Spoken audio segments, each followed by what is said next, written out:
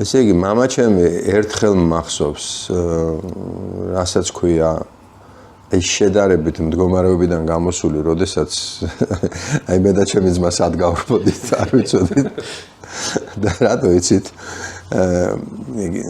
იმიდან მოსკოვიდან ჩამოიტანა მაშინ იაპონური ანკესი, რომელიც აი ესე იშლებოდა.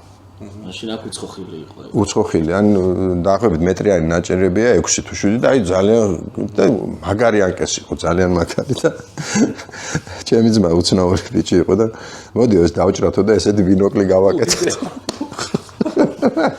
იმიტომ ამ სათავე გადასოლო ფილმებს რო უყურებდით რაღაცა ინდიანას რობინზონ კრუზო და რაღაცებს რო უყურებდით. ეს გამასულელა მეც ახლა მე 4 წლით პატარა ვიყავი და არ ვიცოდი რას ვაკეთებდი და მოკლედ რომ მოვიდა მამა ჩემი ეს 6 ბინოკლი ჰქონდათ ხო?